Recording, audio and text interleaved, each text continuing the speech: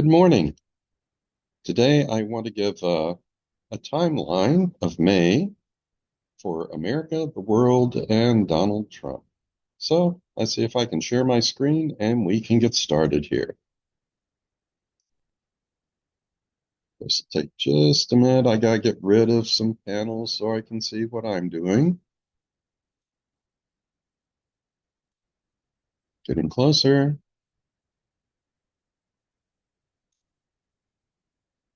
And I'm ready to begin. So, timeline for May 2025, America, the world, and Trump.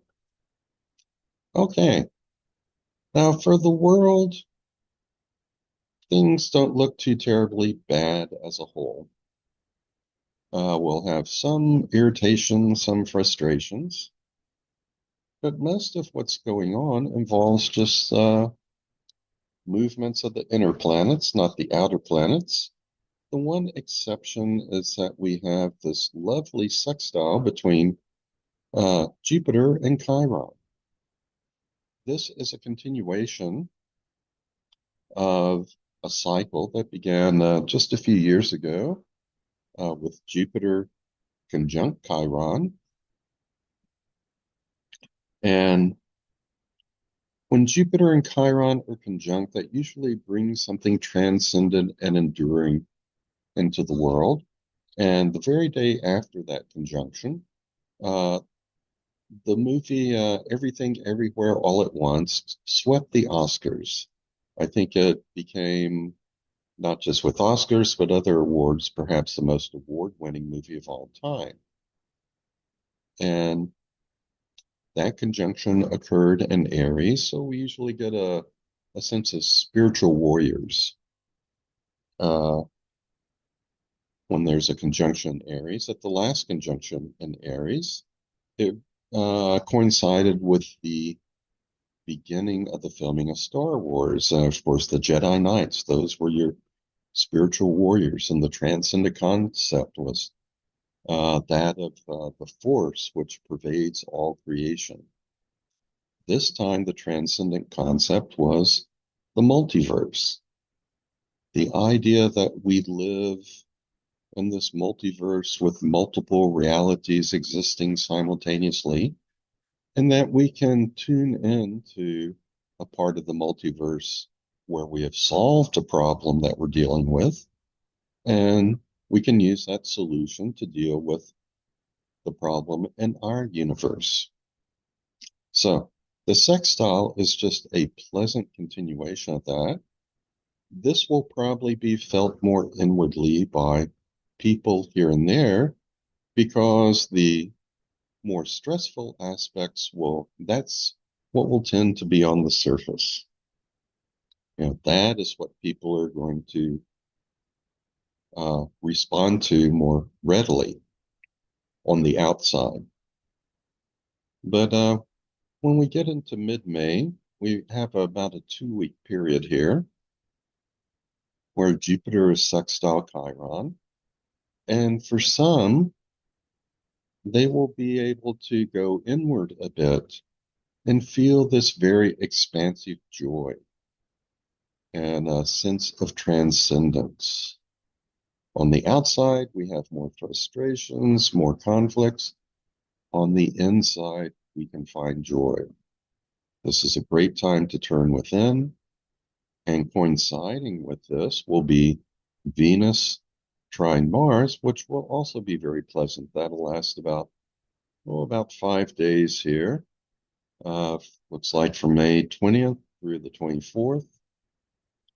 And this will be a time for engaging in pleasant activities, romance, but in general, people will be engaged with things that they enjoy doing, and they'll get engaged in a little bit more active or physical manner.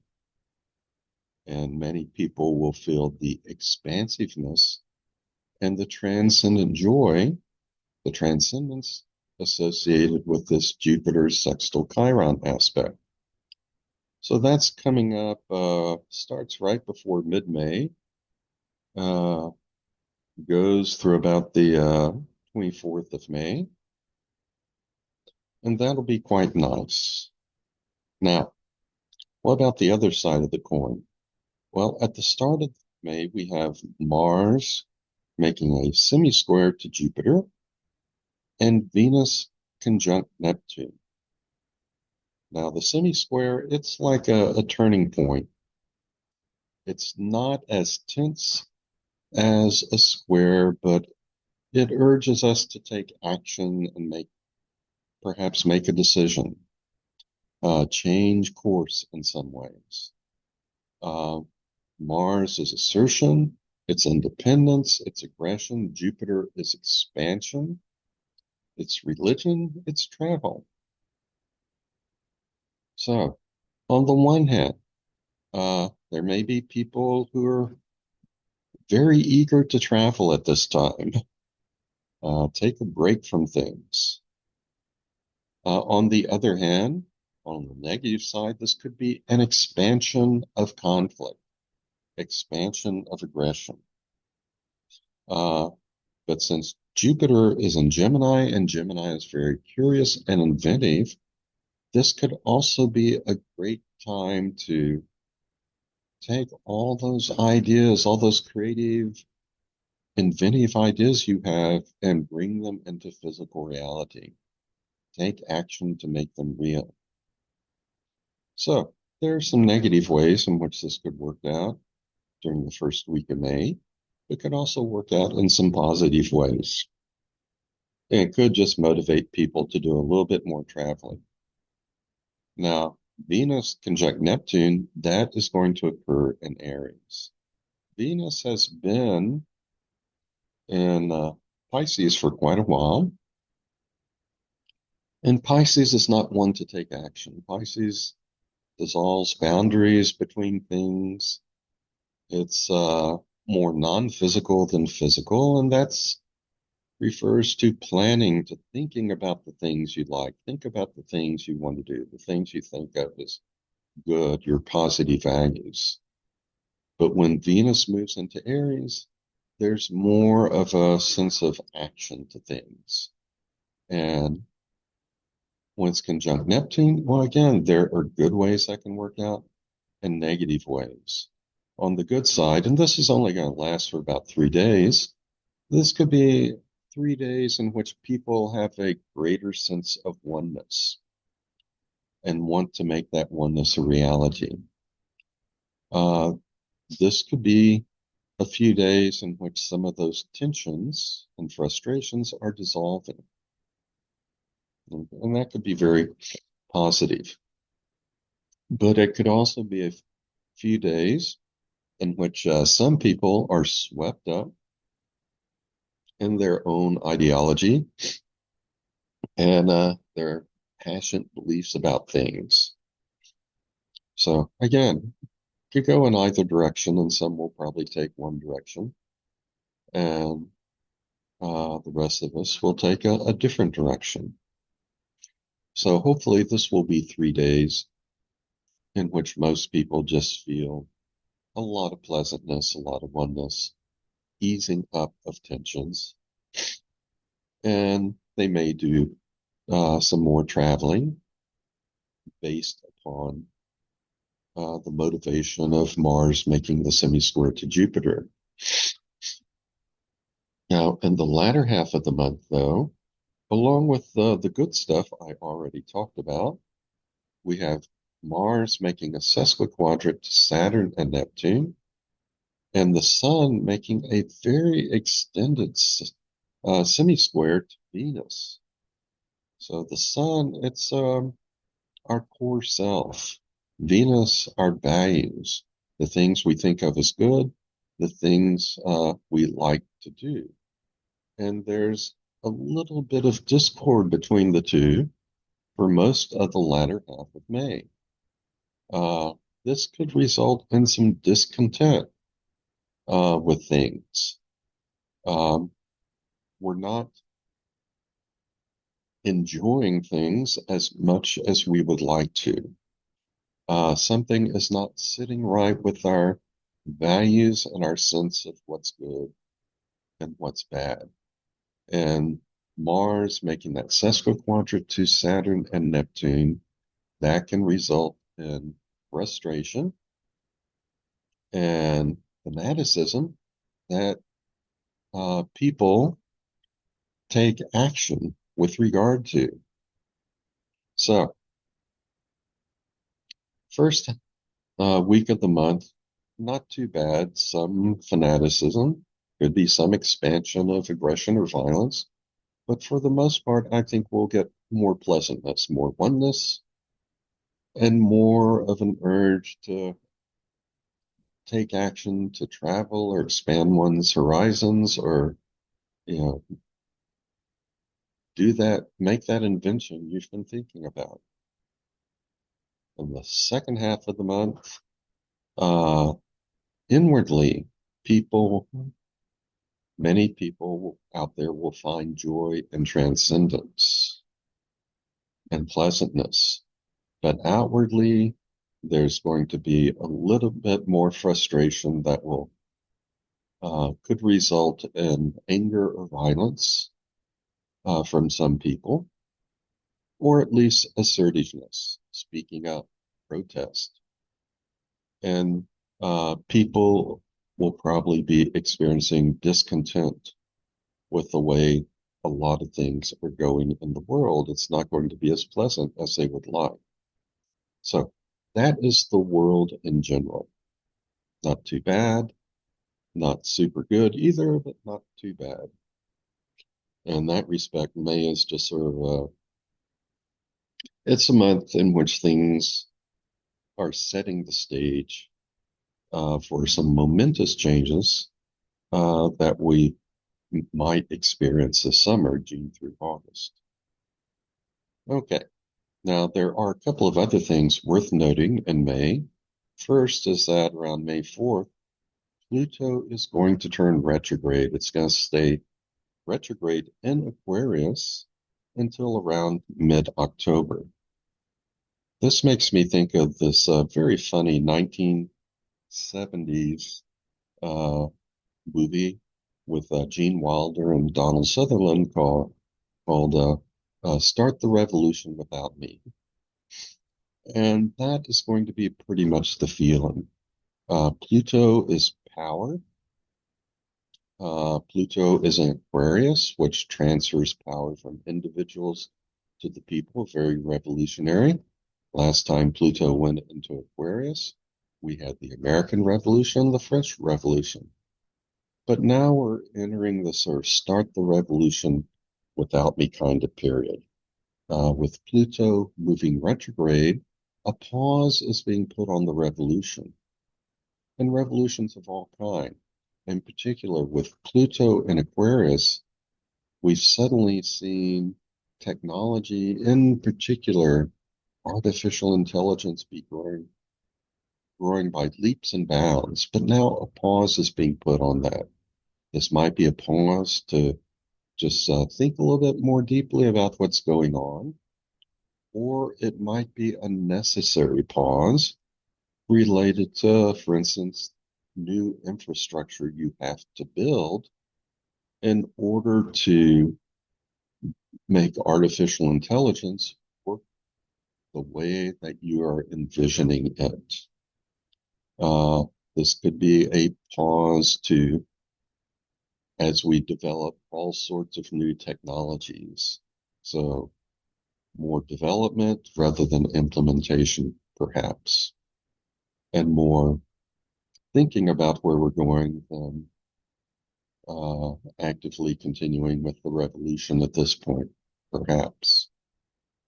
Those are just some possibilities, but there will be some kind of hold on Pluto for uh, starting around the beginning of May, lasting through mid-October. Now, on the 24th, as we get toward the end of May, something very important happens. Saturn goes into Aries. And it's going to be even more important because it will spend the summer in Aries within 1 degree of an exact conjunction with Neptune in Aries. And this is really when a lot of social changes will start to begin.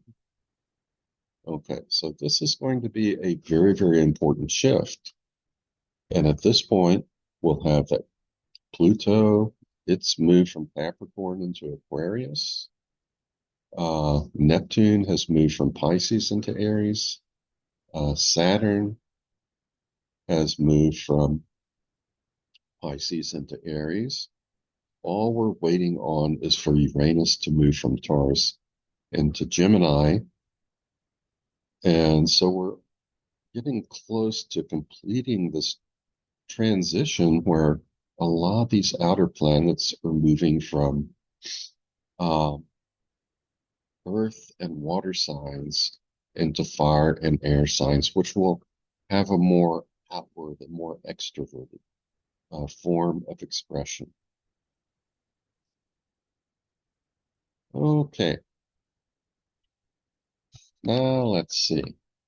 Let's talk about what's going to be going on for America in May.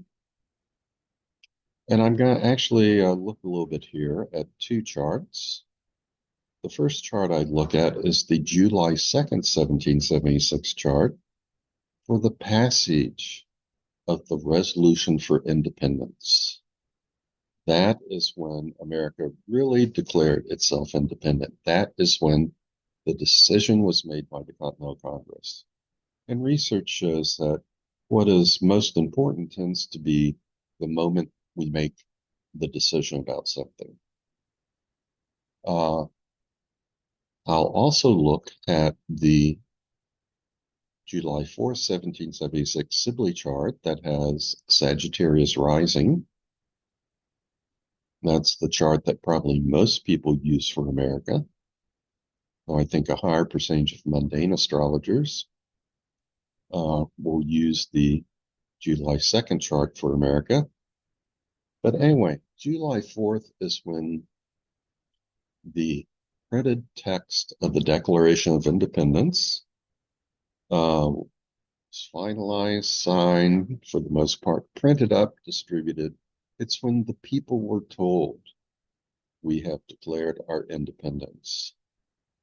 It's more public, more outward. I see that July 4th chart as having more to do with America's persona, and the July 2nd chart having more to do with who we are on the inside. And aside from different rising signs, different house cusps, the most evident difference between the 2 charts is that the July 2nd chart has Moon in Capricorn, while the July 4th chart has Moon in Aquarius. And that says a lot, which rings true about America.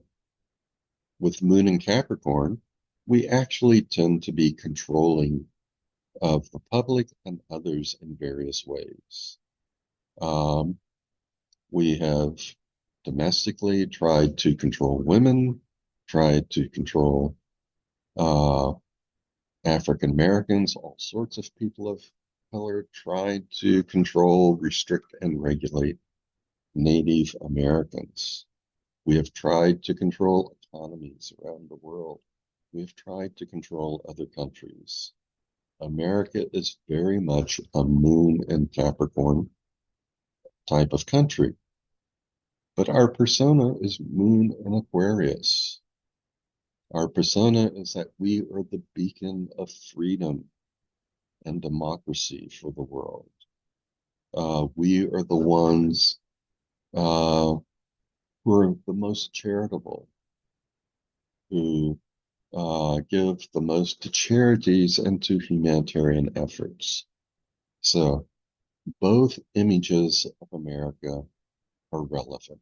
Both are true. I see one as describing more how we are on the inside, and the other describing more our outward persona. So if I look at the transits for the July second 1776 chart for America in May, it's not going to be good.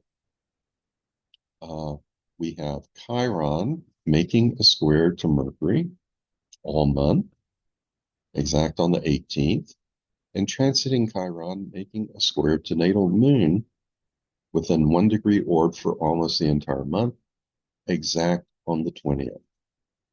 Chiron at its best brings transcendence and joy and healing. But when it's affecting the masses, we usually get a lot of wounding. And with Chiron squaring uh, our natal Mercury in Cancer, that is opposite the moon in Capricorn, expect a lot of wounding to commerce and personal finances and to the people in general. Okay, so what could bring about something like this? Well, Donald Trump and his tariffs. There are people in business and economics who are already saying that within about 3 weeks, we may begin to feel the full force of the pain caused by Trump's economic policies. So a lot of people who deal with these things. They're expecting inflation to go up quite a bit. The cost of things will rise because it's not the other countries who pay the tariffs, despite the fact that Trump has said that over and over. It's the companies that import these goods who pay the tariffs to the government, and then they pass those costs on to the consumer. So ordinary Americans will probably feel like they're being taxed quite a bit in May as a result of these tariffs. And this can also result in a lot of disruption of supply chains. Some economists are saying that supply chains are going to be disrupted far more than they were uh, back during the COVID pandemic. So, sad to say, but I am expecting a lot of economic wounding and pain for Americans in May. Hopefully that won't occur. There is one silver lining here, and that is transiting Uranus trine Pluto. Uranus is still in Taurus, which has to do with resources that we need to survive, supply chains, money, commerce, things like that. And Uranus is innovative and creative. So even as existing patterns are being broken up, with this trine to Pluto, people in power, whether it's political power or economic power, they are going to be working on um, creative ways to keep the flow going, creative ways to help bring us what resources we need to survive. So that can help ameliorate and mitigate some of the pain being caused by Chiron in this month to Americans. Now, how successful will it be? To what degree will we mitigate these problems? It's hard to say. If prices suddenly increase quite a bit because of the tariffs, if disruption of supply chains suddenly causes a lot of scarcity of goods in America, I'm pretty sure the stock market will fall too, and that is just going to be adding insult to injury. But there will be people in power working on finding creative ways to keep things going. Now, at the start of the month, we're at the tail end of transing Neptune, square Venus in the July 2nd, 1776 chart. That has been causing a lot of discontent among Americans. And with Neptune involved, a lot of people might be feeling very passionate about whatever beliefs they have, but they're also not going to be comfortable with what's going on.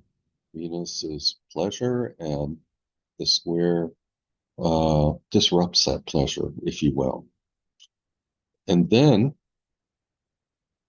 as we move into the month, as this aspect fades, Saturn squared Venus, that tends to take its place. So we're going from maybe idealism or fanaticism to feelings of restriction.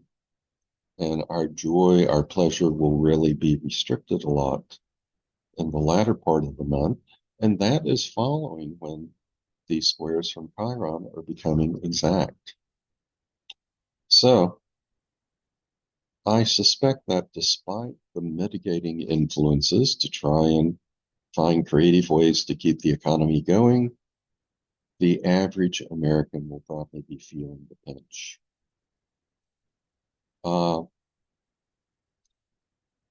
At the beginning of May, we also have Jupiter square Neptune. Jupiter was recently conjunct Mars, which can result in increase in aggression or accidents. With its squaring Neptune. This can expand fanaticism, misinformation, disinformation in some way. It creates some confusion. Jupiter expansion, but Neptune it doesn't have well-defined boundaries, and that leads to confusion. So there can be some fanaticism, idealism, confusion at the beginning of the month. The one good thing is Saturn making a sextile to Pluto will still be in effect. And Saturn has to do with the structure, Pluto with power and with transformation. And so I would say, given all the tense stuff going on, that this is going to be more behind the scenes, where there are efforts to transform our structures in America for good or for bad. Some of it will probably be for good. And as this one fades, the Uranus trine Pluto kicks in. So those will be operating somewhat in the background. People in power trying to keep our structures intact, trying to find creative ways for the flow of goods to continue. To some extent, they will succeed.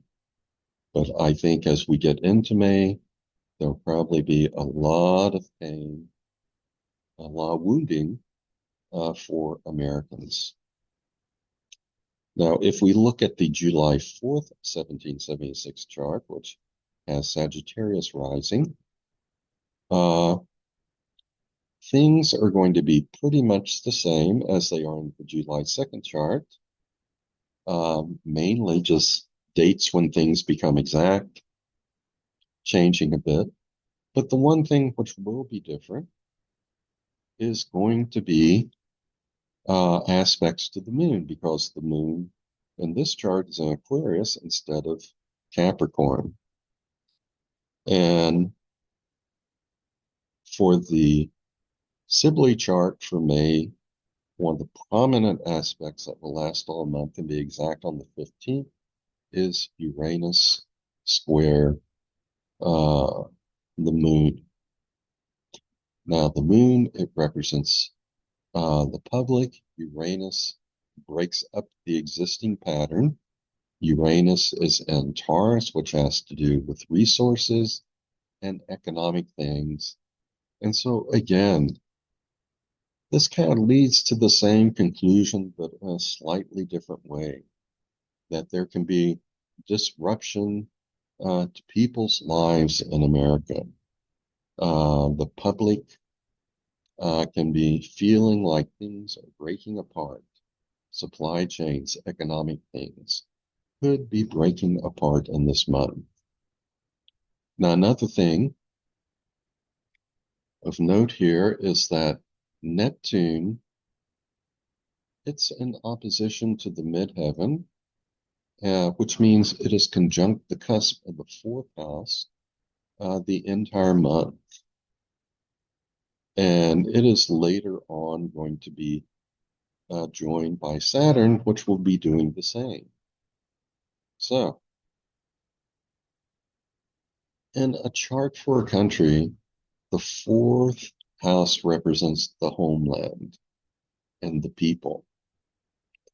And this summer, when we have Saturn and Neptune both in Aries, within 1 degree of each other, at the beginning of Aries, in the Sibley chart, they're going to be near the cusp of the fourth house. And this suggests there are going to be a lot of social changes that begin for America at this time. Changes in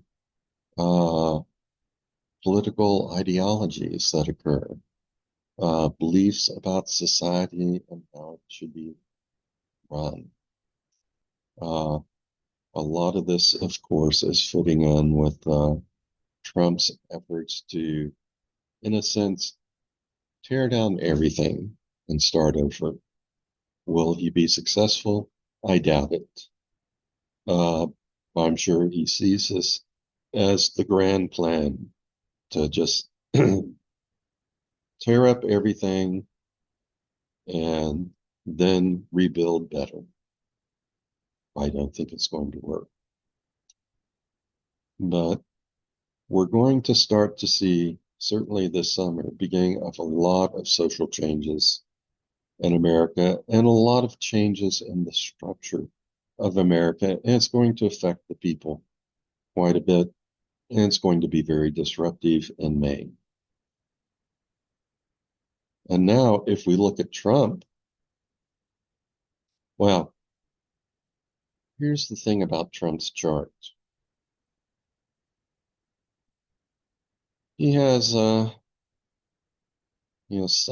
and Uranus around 22, 23 degrees of Gemini, something like that, in his 10th house.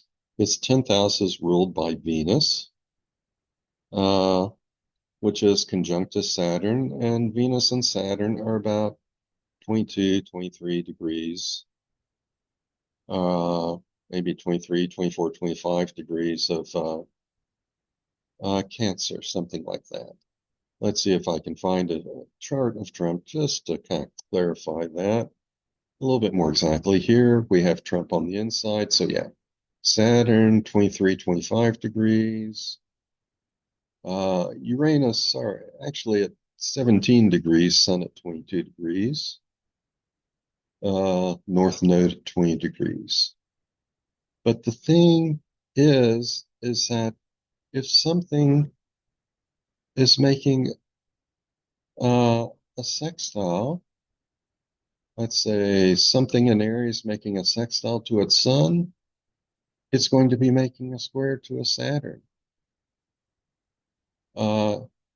If something over here in this part is making, say, a trine to his Saturn or his Venus, it's going to tend to make a square to a sun.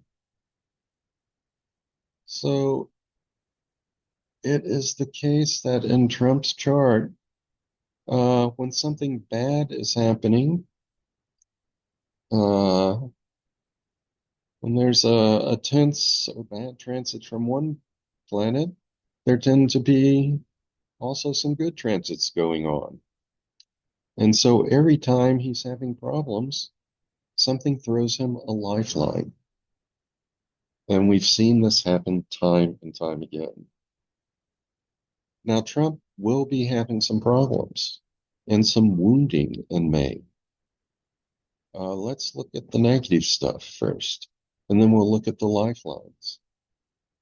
Chiron is going to be square his Saturn in the first half of May, and then square his Venus in the second half of May. Chiron will most likely manifest as wounding. With Chiron square Saturn, you will probably feel a lot of frustration about things. With Chiron square Venus, he's not going to be happy. And Venus rules his 10th house of status in society, so his status and reputation get wounded. So Trump is going to experience a lot of wounding throughout May.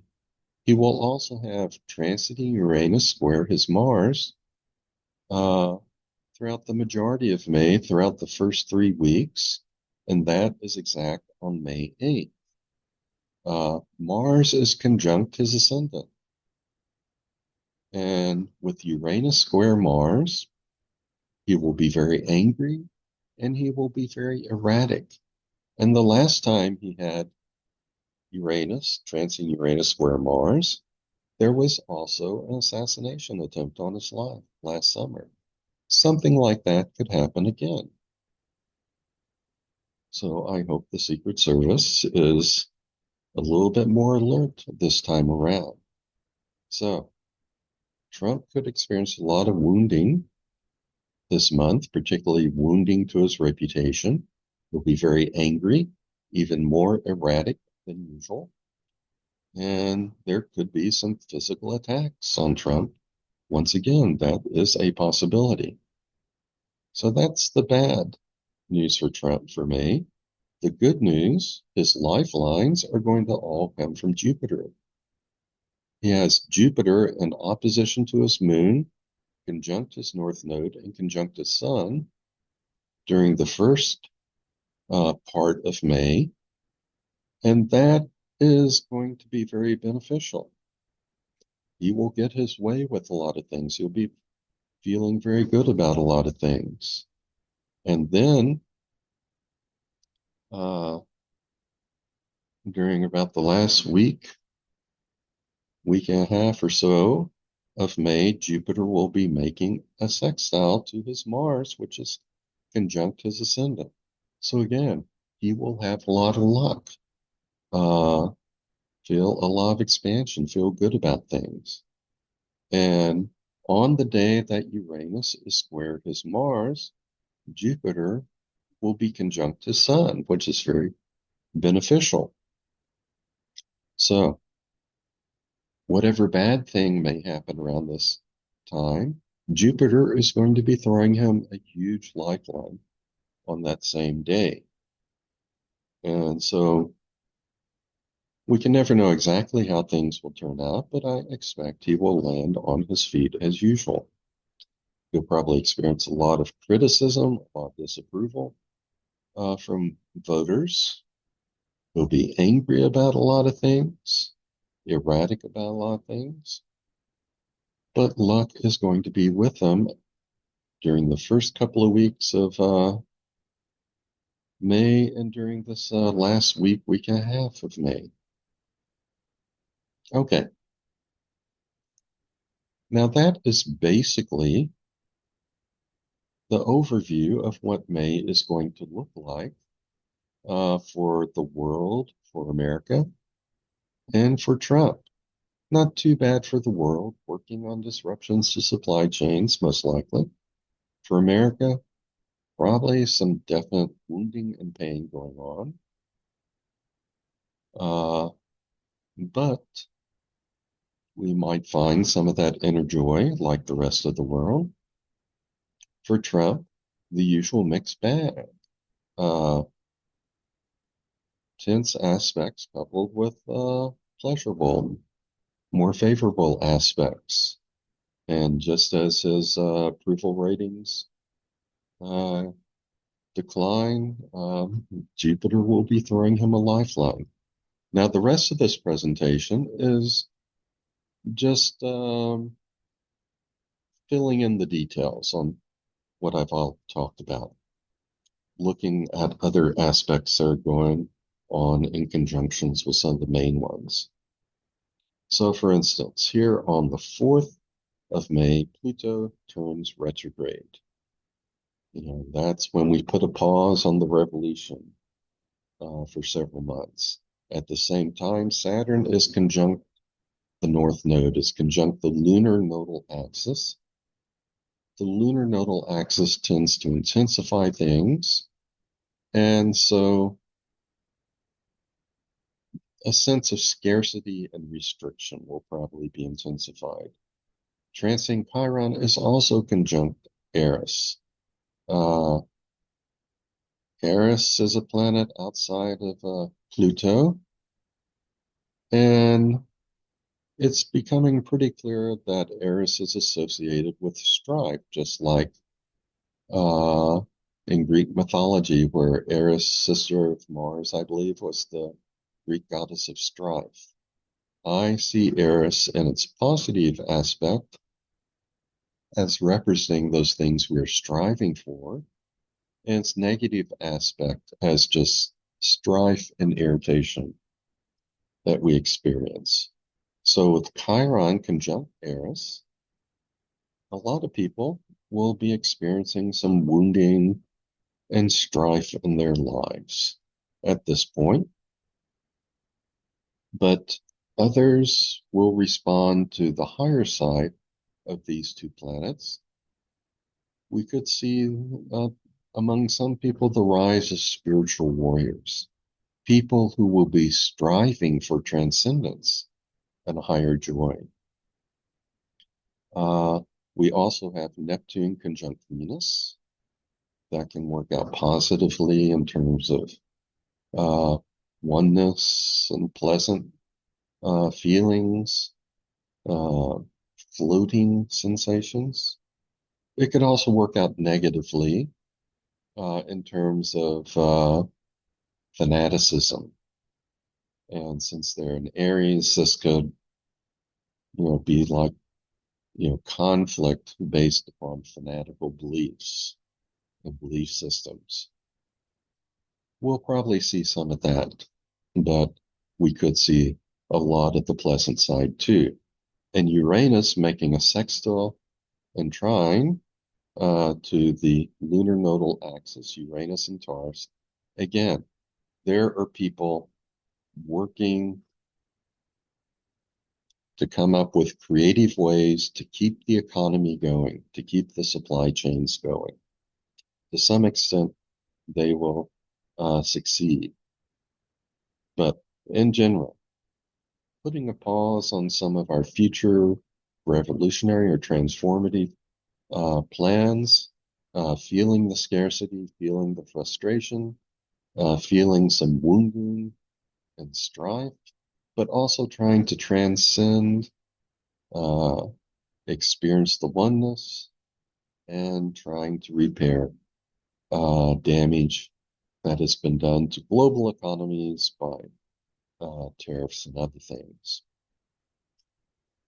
Okay, on transits to the USA, and from here on out, I'm just looking at the July 2nd, 1776 chart for America. On this day, the 5th, we have transiting Jupiter, making an exact square to Neptune. And like I said, this could expand some uh, misinformation, disinformation, expand, you know, passionate beliefs, whether it's patriotism or fanatical beliefs, anything like that could be expanded. Idealism expanded. We also have transiting Neptune, square natal Venus. That is causing discontent with what is going on in America now. And we have, of course, Chiron and also Eris making a square to Mars and the moon. So we're going to experience probably some wounding, strife, discontent throughout May in America. But we have transing Uranus trine Pluto. Pluto is in Capricorn. Uranus is in Taurus, which has to do with resources, finances, possessions. Uh, the people in power, whether politically or economically, again, they're going to be working on creative ways to keep the economy afloat. Uh, but I think probably it's going to be more like 3 steps backward versus 1 step forward. We'll see. On the 8th, in Trump's chart, we have Jupiter uh, will be making the exact conjunction with his sun, and transing Uranus uh, will exactly square natal Mars, I believe, on that day too. So, like I said, he's going to be angry. He's going to be erratic. There could be even another assassination attempt. But Jupiter conjunct Sun, that is going to be a huge lifeline. Jupiter opposite Moon, that's all part of the same complex. We have Chiron and Eris squaring his Saturn and Venus. So he's got to feel frustration, strife, and wounding to his status and reputation.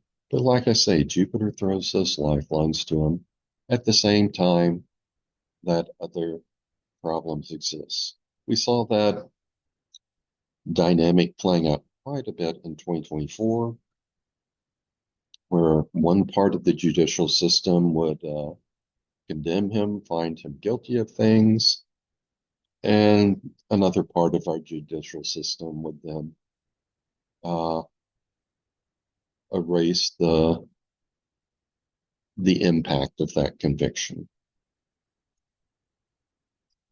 Okay, we get to the full moon on, I'm sorry, this full moon.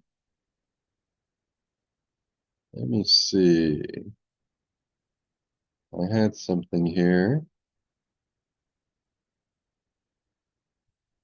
Oh, this is interesting. I thought I had a chart in here showing the new moon, which happened right at the end of April, and maybe I put it somewhere else, but doesn't look like it. So sorry about that. Not quite sure what happened to that new moon chart, but the full moon is halfway through the lunation cycle. That's why I wanted to go back uh, to the new moon to see what we were starting out with. And the one thing I remember that we were starting out with back almost at the end of April was we had Mars uh, making a strong opposition to Pluto, which can cause a lot of accidents, a lot of anger, a lot of violence. So that is what this lunar month began with. The full moon will show what it has blossomed into. And at the full moon in May, we're still going to have an awful lot of tensions here. We have Mercury making square to Pluto. So Mercury is in Taurus. This could affect commerce in particular. People in power are messing with the economy. Sun conjunct Uranus. That is disruptive. Saturn conjunct Neptune. This is foreshadowing a bit. This will become really strong this summer when both are in Aries at the beginning of Aries all summer, within about 1 degree of conjunction all summer long. This is going to be the beginning of big social changes, new ideologies, and this will affect America, the American people a lot, because in that Sibley chart, this conjunction will occur around the cusp of the 4th house, the homeland, the people. And it traditionally affects Russia a lot. Every time Saturn, Neptune come into conjunction, Big changes usually happen to Russia. And then we have Chiron conjunct Eris, bringing wounding, frustration to the world. But we also have Uranus making that sextile and trine to the lunar nodal axis as people look for creative ways to deal with some of the economic disruption going on. Now, for America, well, the stuff we've already talked about. Chiron, Eris are scoring this Mercury Moon opposition, but Uranus is making that trine to Pluto. So a lot of strife and wounding for the American people and most likely economy, but others are working on creative ways to repair things. And in Trump's full moon, a lot of what we've talked about already, transiting Uranus, square that Mars, Chiron, and Eris squaring Venus, making Trump erratic, angry, and his status being wounded, but Jupiter giving him all kinds of lifelines, being conjunct the Sun, opposite the Moon. And then we also have Chiron and Eris making a trine to his natal Mars, which is conjunct the rising sign. Chiron and Eris aren't quite within that 1 degree orb, but they're close enough. The influence will probably be felt, and that will bring him some healing. Okay, now on the 17th, Sun and Uranus will be making an exact semi-square to Venus that day. At this time, Sun is making the exact semi-square to Venus. This is going to cause some disruption with respect to our values and the things we like and enjoy.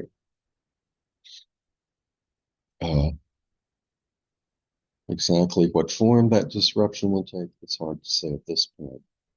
But with Saturn conjunct Uranus, there's a tendency to try things new.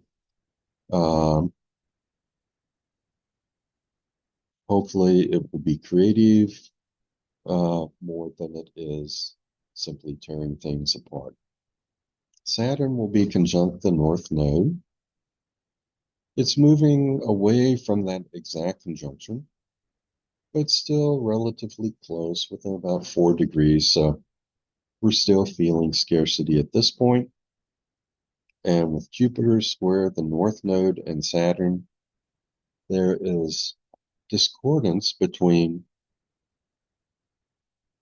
growth and regulation, expansion and restriction. We may be trying to grow intellectually, Jupiter's in Gemini, and economically. This could also represent commerce, but we're feeling some restrictions to that process. But Jupiter will be making a sextile to Chiron and Eris. The sextile to Chiron will become exact, I think, the next day. And as I said, the disruptions, the frustrations, they're going to be a little bit more on the outside. On the inside, we have an opportunity to experience a more transcendent joy. We'll all feel this a little bit, but those who consciously turn in, find joy within, become their own spiritual warriors. They're the ones who will probably be most successful.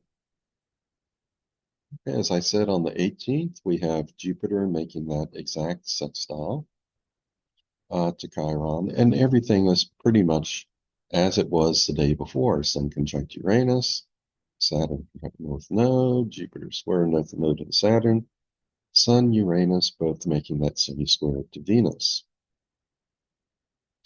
On the 19th, transiting Chiron Eris will be making close to exact squares but to Mercury and the Moon. This is when that period of wounding and strife For Americans, this is about when it reaches its peak. And transing Saturn is making a square to natal Venus, so we're going to be feeling very frustrated about a lot of things in America. As I said before, we do have this one lifeline, this one hope, which is, uh, let's see, transiting Uranus, making that trine to natal Pluto. There are going to be people in power trying to figure out creative ways to restore the economy, keep the goods flowing. On the 21st, for the world in general, Mars will be making sesquiquadrant to Saturn and Neptune, and this could trigger some violence or some action or assertiveness that is more positive and less destructive. But I'm expecting some kind of violence or destructiveness as a result of frustrations with things, and people will be pushing for new ideologies, perhaps, as part of this conjunction between Saturn and Neptune. And Chiron is still conjunct Eris, so that causes some wounding, some strife. But we still have the Jupiter sextile Chiron and Eris in effect. Uh, so 2 steps backward, 1 step forward. There will be more frustrations at this point in the latter part of the month. And people wondering if they should change their views on things. But there is going to be some opportunities for transcendence too. On the 22nd, for America, transiting Uranus will be exactly trine natal Pluto. So whatever innovations are being done for the economy, this is when they may reach fruition. Transing Saturn is still square natal Venus. Transing Chiron and Aries are still square Mercury and the Moon. So we still have that ongoing wounding and ongoing frustration and discontent with things. On the 24th, the big news is Saturn enters Aries.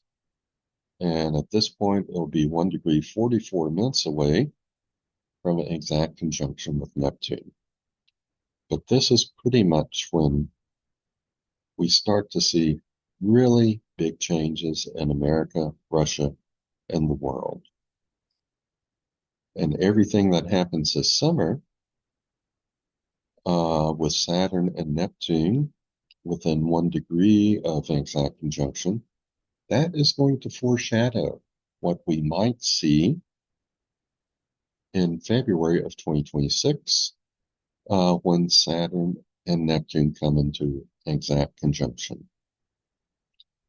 Of course, we still have Chiron conjunct Eris, and Uranus is going to be conjunct Mercury and Taurus again, still looking for innovation, creative ways to help out the economy.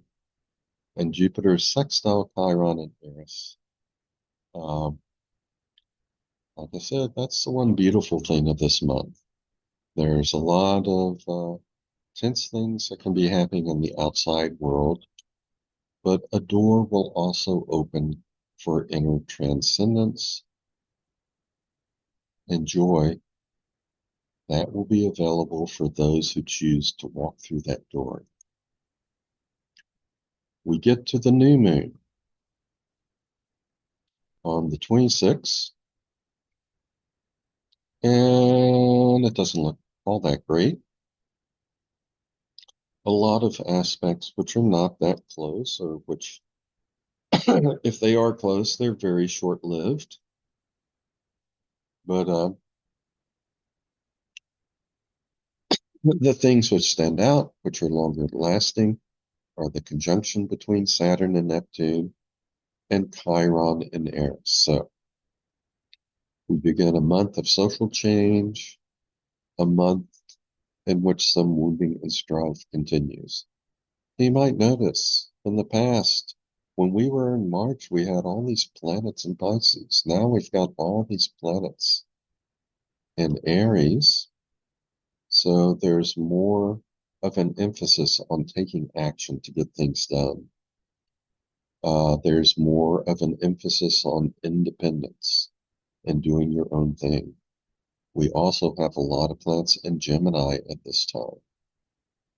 And this has to do with communication and thinking and information, and also commerce, trading. So we're trying to come up with new ideas, take action on things. And these new ideas could help the powers that be or enhance people's power in the world. Okay. If we look at how this new moon will affect America, well, we still have Saturn square Venus, Chiron Eris square Mercury and Neptune, and still have transing Uranus trine natal Pluto. So it's kind of a continuation of some things we've already talked about. Still ongoing wounding, ongoing frustration, discontent, but people working hard uh, to repair uh, damage to things involving supply chains, our resources, the things we need. Pluto trine Uranus. This could also have to do with efforts to try and bring some manufacturing back to America. Maybe that will be somewhat successful. I hope so, but I see a lot of wounding and a little bit of hope. So again, 2 or 3 steps backwards, 1 step forward. And Trump's new moon, this again, is just a continuation of things we've talked about. Good lifelines like Jupiter sextile natal Mars, Chiron and Eris trine natal Mars. He is going to have some luck, have some healing brought about by this new moon at the end of the month. He still has uh, Chiron and Eris squaring natal Venus, and that is still applying. It's not separating yet. So uh, both the good and the bad continue for Trump. And USA transits on the 30th. That is when transiting Saturn, square natal Venus is exact. So that's when a lot of this frustration and discontent reaches a peak. Still have Chiron, Eris squaring Mercury and the Moon, ongoing wounding to Americans. And we still have transiting Uranus trine natal Pluto, though it's really starting to separate at this point. Okay, that is going to be it for the astrology of May 2025 for the world as a whole. Not that good, not that bad. Some good things, some bad things happening. For America, I'm expecting a lot of wounding. We'll see how accurate that prediction is. And as I say, these are just weather reports.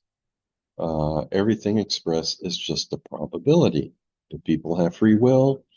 And that is a factor that is also very big, and we don't know beforehand what decisions people will make. But free will can mitigate a lot of damage on the horizon. Nonetheless, for America, I'm expecting a lot of wounding in May, and it seems very likely from the economic news I've heard that the impact of Trump's tariffs and other economic policies that could quite likely be when we really start to feel that impact and really start to feel the wounding. But there are other people working in the background in America and the world who are trying to come up with creative ways to keep the global economy going. I hope they succeed. And then as for Trump, again, it's a mixed bag of a lot of wounding to his status and reputation, a lot of personal anger, possibly attacks on him or attempts on his life again. At the same time, a lot of luck on his side, a lot of good Jupiter things going on. So uh, that's how I think things will play out. He'll go through a lot of criticism, a lot of wounding, but probably continue to survive. Americans, it will be an interesting month probably for America. And for the world in general, it will be probably okay. Could be better, could be worse. Well, that is what I am expecting for May of 2025. It'll be interesting to see how this all plays out. But for now, uh, I hope you enjoyed this. I hope you join me again. And I'll just now say so long and be well and be kind to the people around you. The world can always use a little bit more kindness. Okay, so long.